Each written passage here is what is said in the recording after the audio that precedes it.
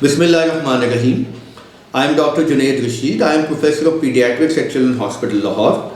I'll be answering a few queries regarding the differential diagnosis of COVID-19 with similar respiratory illnesses. Right now, we are having a seasonal flu. We are having attacks of asthma. We are having allergies, nasal allergies, allergic rhinitis, and seasonal allergies. That is why there are many respiratory illnesses which are mimicking COVID-19. So first of all, you should know the typical features of COVID-19. When we talk of an asymptomatic child or adult, means somebody is not having any symptoms, so there is no question about it. When we talk of a mild COVID-19, they are simply having a mild flu or cough, mainly cough and low-grade fever is the main feature. Main differentiation comes when you come across a case of mild to moderate COVID-19. In mild to moderate COVID-19, especially in moderate COVID-19, it's a high-grade fever, it's a dry cough, it's a difficult breathing. You do not have difficult breathing commonly in other illnesses.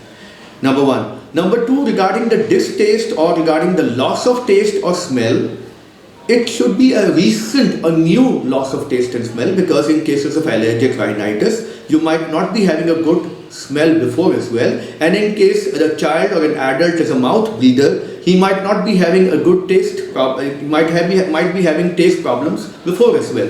So, fever, dry cough, difficult breathing, and a new loss of taste with severe fatigue, body aches and pains. There are other constitutional symptoms like headache, etc. When you talk of other allergies in comparison, for example, common cold, generally you do not have high-grade fever in common cold. The fatigue is not that severe. The symptoms are restricted to the nose with simple flu and postnasal drip and sort of itching in the eyes. So it is a milder illness with softer symptoms, and it does not have difficulty in breathing. There is less likely chance or no chance of having sort of a loss of smell and taste. Then you have another comparison, which is you are having common cases of asthma. In children, you generally come across a child who is having a fever, who is having a cough, and there is a difficult breathing, and that is an asthma which has been triggered by a viral disease, a simple flu-like illness. In that case, you find wheeze in the chest, although the cough is very similar. But if it is a pure asthma, you won't find any fever. And if at all it is an asthma triggered by a viral infection, the difficulty in breathing and the X-ray findings are totally different. The severity of the illness in both diseases, in asthma and in COVID-19, the severer version is different from each other. And the moderate version also, you have more sort of spasm in the chest, although there can be an overlapping. A child of asthma can be having a COVID-19 infection. Then you come across, like a child, the closest differential diagnosis is of seasonal flu. Now the seasonal flu, which was previously we had attacks of H1N1 and other viruses which are causing seasonal flu, they are very similar to COVID-19 because both can have fever, both diseases can have flu, both diseases can have like dry cough, but difficulty in breathing and pneumonia is not that common with the seasonal flu as compared to the COVID-19. Similarly, the severer version of both these diseases are totally different.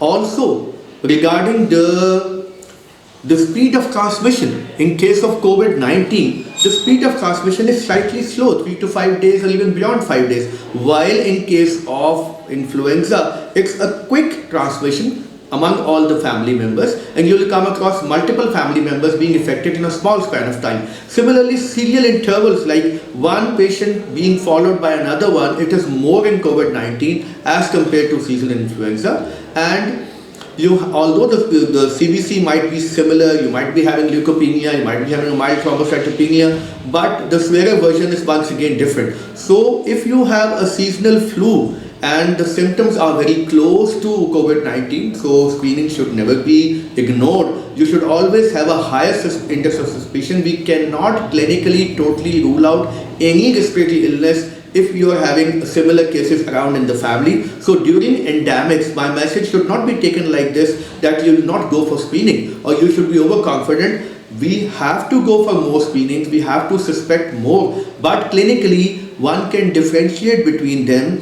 closely if you read those diseases very clearly, and you can understand one by one. If you see the clinical features between flu, between asthma, between seasonal allergies and COVID-19, you can differentiate between them.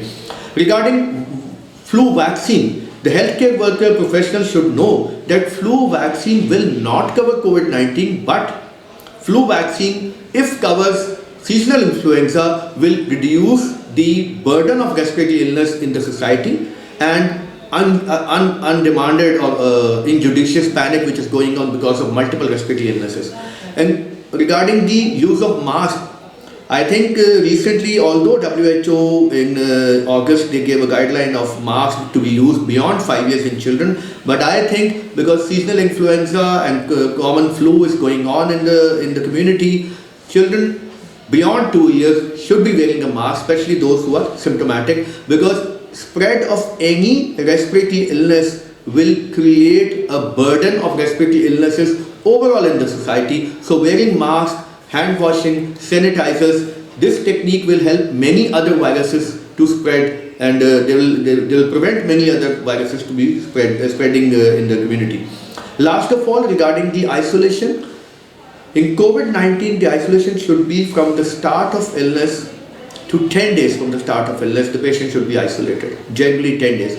Or once the symptoms are gone, 3 to 4 days after stopping of symptoms, we can quit the isolation process. And last of all, I was also thinking of regarding the pneumococcal vaccine in adults, because in winter season we come across many adults who have pneumonia with COVID-19, and there are morbidities and mortalities in many hospitals. So pneumococcal vaccine, if given to adults, will help prevent the pneumonia and mortality, which is another respiratory illness and which is even lethal in many cases, from causing morbidity and mortality in the society. Thank you very much for listening patiently. I'll be happy to answer further questions whenever generated. Jazakallah.